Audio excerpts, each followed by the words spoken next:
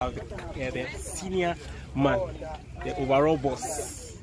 When it comes to hockey in Ghana, he is the overseer for the national team, the male team. That's the head coach, Eddie Frimpong. He's joined us. He's come to, have a feel of what is happening. The Legon team, and then the 21 team. Boss, coach. Good morning.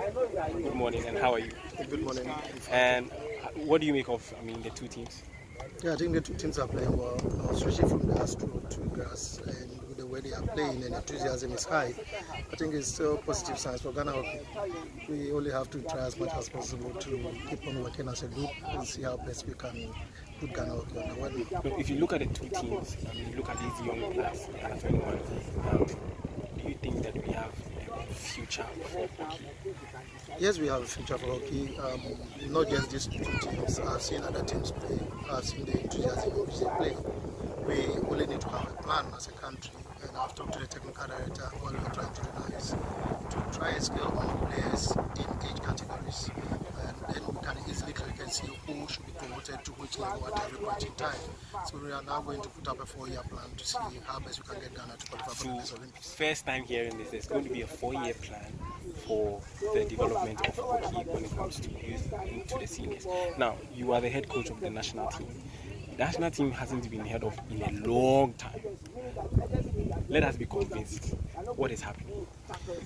Yeah, I think that has been the major challenge we have. The national team has been inconsistent, and it's because we didn't have a plan as a country. We always train or prepare for competitions, which shouldn't be so. We need to look beyond competition and prepare players. Apart from them developing their talent, we need to have a system that works for us.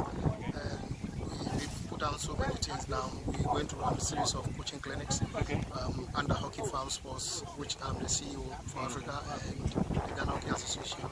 We'll be doing a lot of clinics for team managers and for coaches as well. And also there will be a development for players in the national teams who go down to the other junior levels to help in coaching. I think as long as they also impart talent in others, it becomes very accessible for them to also be taught. Now, I don't know whether it was rumored, but the information that I got the last time you went to South Africa, if I'm right, there was an incident that happened, and you made a comment. Now, the comment was you're not going to follow the team irrespective of what happened because of some treatment. I don't know what happened, I wasn't there, but my individuals, my guys who went there gave me this info. Now, I don't know whether that was true or not, and if that was true, you are now back as the national team coach. What happened? What changed? Yeah, so many things have gone down the drain. As human beings, yes, we take certain decisions, and you can't be talked to by others. You also need to look at the future of the game, the young ones coming in. I had to rescind my decision from the national team. I had a meeting with the president of the association and his executive, and I made it point blank to them that I am not happy with the way we are progressing. We should be able to have a plan. Okay. Yes, I'm the coach. I should be able to have a certain length of time to operate. If I feel, yes, I should be sacked. Sure. And there should be competition among the coaches. It shouldn't be that because you are the head coach of the national team, you sit there and you don't get results. But for us to have a way out, I drew a 4-year plan to the executive. We explained everything that we wanted to do. And since then, I think the technical staff of the national team have been given a 4-year contract. Okay. So now, so you took a decision that you didn't want to now. You sat down and realized that it was a good opportunity to rescind your decision and then come back and support the team.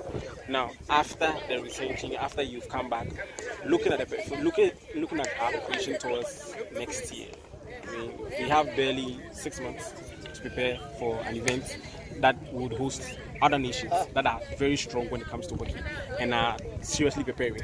Our artificial turf is not currently available now, and so we don't know what is happening. What is the assurance of the team going to be? Because you see, information we are getting is that we are having retired players who are playing for the team. We are having people who probably maybe I'm not supposed to be called to the team are still playing. What is happening? Yeah, we somewhere in January, because there was a long-term and a short-term project. If you remember, we were to close the Northwest tournament. Yes. Yes. Yeah. And a team that morally was down, you needed to find a way to bring the team back on its feet. There had to be a combination of old and new players. So there was a short-term plan and a long-term plan. Okay. And that is why we had approval from the management of the association, making them know that we wanted to call 42 players to make the squad. That's Team A and Team B. And if you realize, having injection of more young guys. And remember, if you bring in young guys and looking at the competition today, they need to get certain people to learn from. Yes, over the years, a lot of people play the game. Yes, because of anger, people may announce their retirement, but we don't really have to just look at that speech and call it off. We need to look at the game itself, what they can also offer.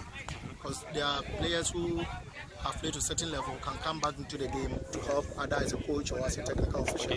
But if we are not able to manage anger, then we are not really developing as a team.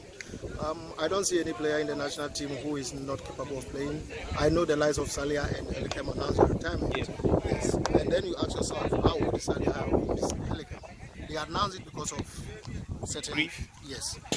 They are human beings. I've had the word with them, I've talked to them. But they announced it publicly, so why aren't they able to come out publicly and let us know exactly? I think they've done that. There is a publication somewhere about 2 weeks ago in a graphic. I have a copy of that. They went I really wish I had that copy so that I can make it really known. There is a publication. I'll try and get it to you hopefully within the week. Okay. And they went to graphic and had an interview and said they have rescinded their decision and ready to come back to help the team. The team has been training, and remember there are phases of training. We have the psychological training, technical type, physical.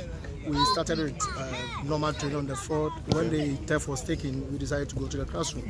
Yeah, so we are doing a combination of classroom work and physical training just to compensate for the time for the construction. Yeah, it is unfortunate. We had an invitation from France, we had an invitation from Holland, wow. We had an invitation from South Africa. Hey, so if you are hearing this for the first time, there was an invitation from France and there was an invitation from Holland to just go and then train and play with the team. Yes, wow. Those invitations were handed to us. We also had to look at and also manage the COVID situation because you can't just easily travel out. Yeah, that's true. Yeah, we are still in the talking terms, and we don't want a situation where we travel out of the Ghana without doing any kind of stick and ball activity. And because of the construction, we've told them that there's construction. We want to also manage the time and see how best we can, let's say, have a tour before the tournament in January. So it's all boils down to planning and a little bit of funding. It's difficult for the association. Yes, construction effort is very expensive. We only pray that corporate body and individuals will come to their aid and also help them. So this is something that probably you wouldn't hear from anywhere. He's telling us a little bit about what is happening inside the national team. Probably maybe some of us have been speculating a lot of things about the national team, so it's good you are here to clarify all these things. Thank you so much, and then please, I'll come back to you at the end of the game to finally give me an assessment of the two teams. Okay, so that was the head coach, and we are joining in the second half to actually see what happens at the end of the game. So stay tuned.